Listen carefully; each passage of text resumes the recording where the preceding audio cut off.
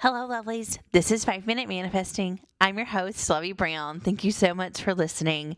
And today, let's talk about, are you waiting for your manifestation or are you living in the end?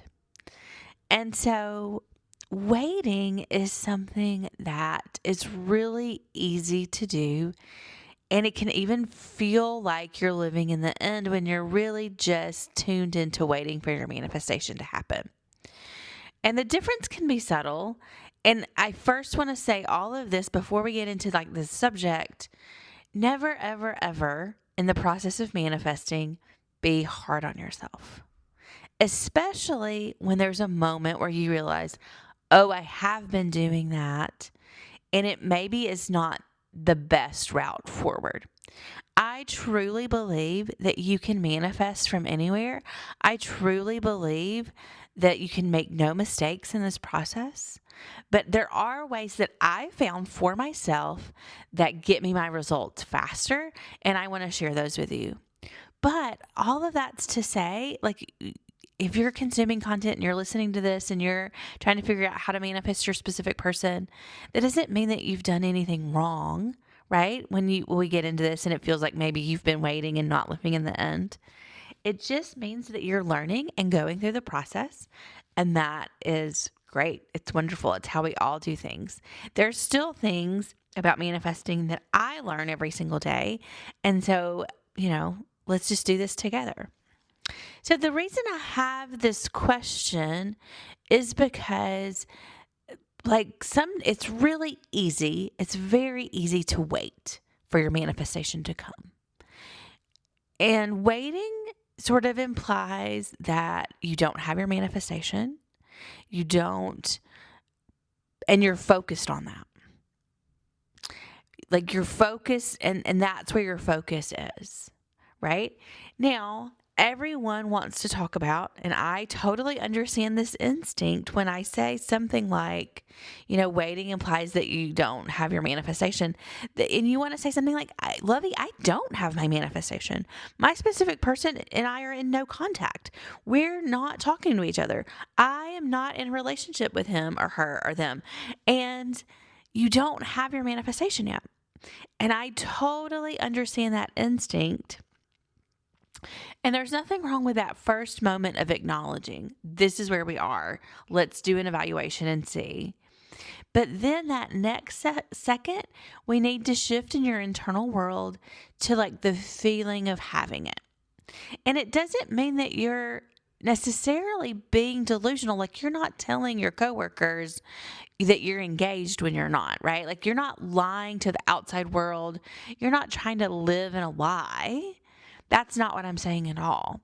What I'm saying is the person that you are inside your imagination is someone who is loved and secure and is in that relationship. You're having the feelings, and your focus most of the time is on being in the relationship with your specific person. It's not on, where is it? I'm waiting. It's not here yet. And I understand, especially when you've been engaging in manifesting work, why you'd want to ask those questions, why you'd want to peek your head out and see okay, what is happening? That totally makes sense.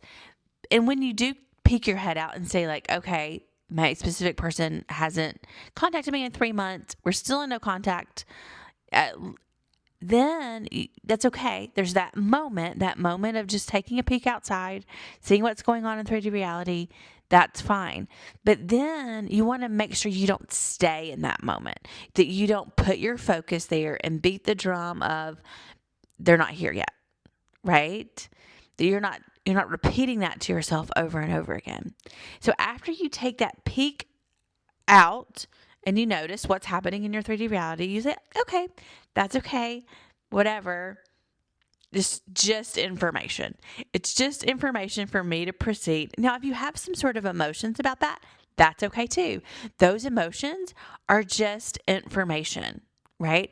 They're information about how that makes you feel.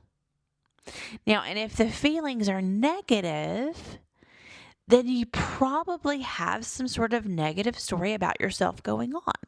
You're telling yourself a story that doesn't make you feel good. So then you have that information. That information is fine. Then you go in your internal world and you intentionally choose thoughts that you want to think. You intentionally soothe whatever feelings you need to soothe. You intentionally put your focus somewhere else. Now, the place you put your focus can be one of two places. It can be on an entirely new subject that is going right in the 3D reality. If that's where you need to put your focus, if that's just how you feel best about manifesting, put your focus there. And leave your relationship topic with, I'm so grateful I've learned the tools of manifesting, and my focus is on being in a happy, loving, committed relationship. And leave it there and turn your attention to a new topic, or whatever feels good to you in that realm.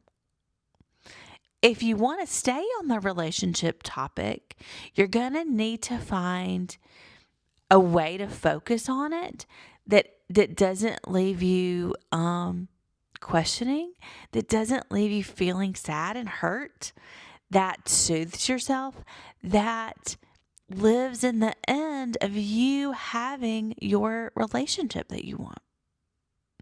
Now, you can use all the examples that I'm saying on any topic. I'm just using a specific person relationship example today, as I often do, because that's the questions I get the most. So that's the thing. That's it, right? And it's subtle, like it's all internal. It's all in your internal world, and it's subtle. So that's why I wanted to talk to you about it today. Thank you so much for listening. May you manifest exactly what you want.